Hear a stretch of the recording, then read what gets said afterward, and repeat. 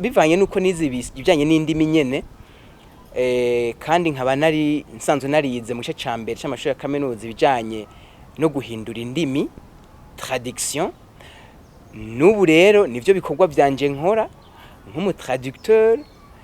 Rero nivyo nkorana na bagenzi banje kuko hageze yaho mbona ko kuba nyamwigenda ko ataho vyoshobora kugushikana, biba ngombwa ko ukorana n'abandi kugira ngo mushobore kuba mwotera imbere mwese, mugateza imbere igihugu, mbere mugateza imbere n'abandi bari haruhande yanyu babakikije.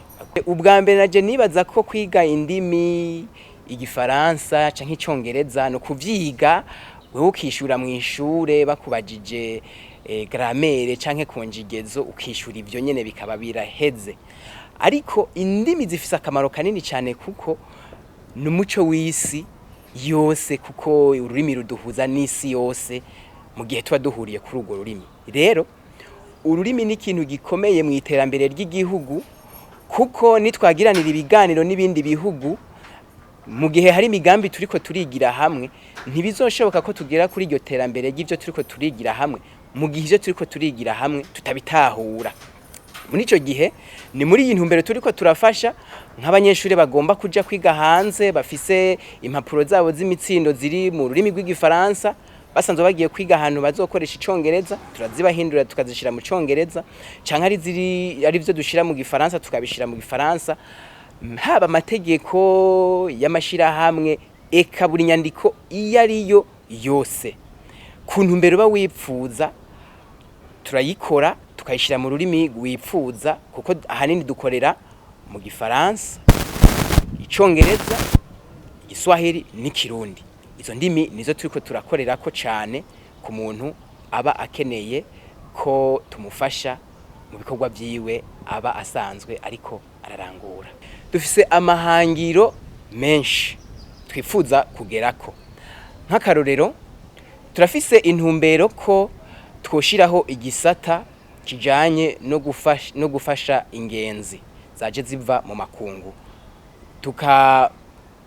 tukabafasha mu kuborohereza ivyo bakeneye, mu kubaronsa ivyo no kwita tourist guides mu rurimi rw'icongereza, abo kubafasha mu vyo barimwo bararangura vyose.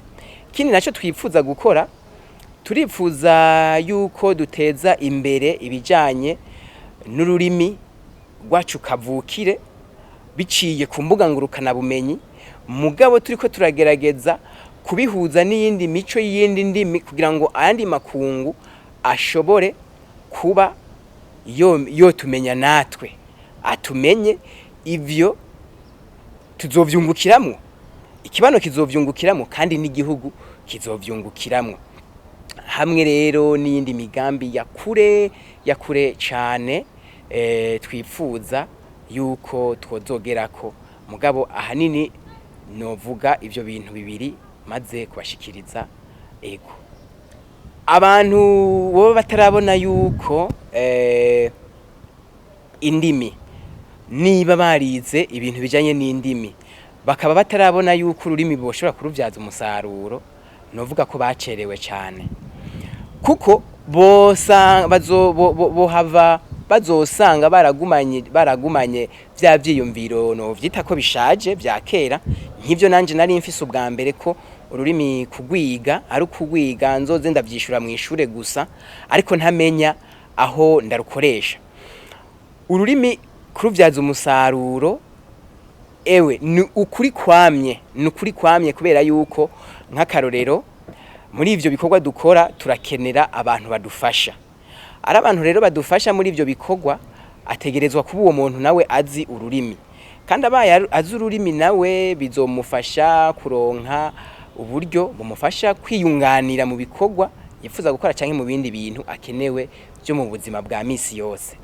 Kandi ibikorwa vya entreprise biba bitandukanye, bizogera naho usanga n'undi muntu yakurikiranye ibindi bintu usanga arakenewe kugira ico aterereye.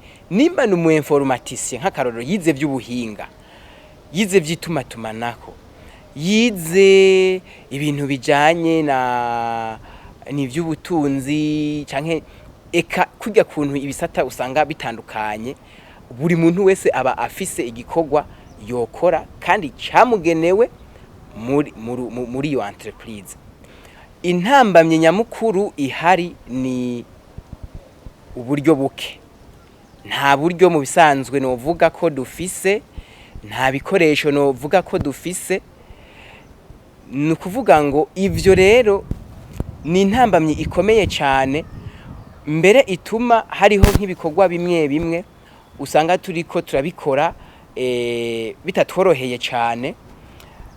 Bica byumvikana neza yuko mu gihe iyo ntambamye yoba ivuye mu nzira, ibindi bikorwa byose twosha duheza tukabirangura neza. Urazi ko ibikorwa byacu dukora ni ibintu dukenera ibikoresho byinshi, urumva nk'amamashine nyabwonko arabakenewe, eka n'ibindi bikoresho ushobora kuba ubona entreprise ishobora kuba ikenewe.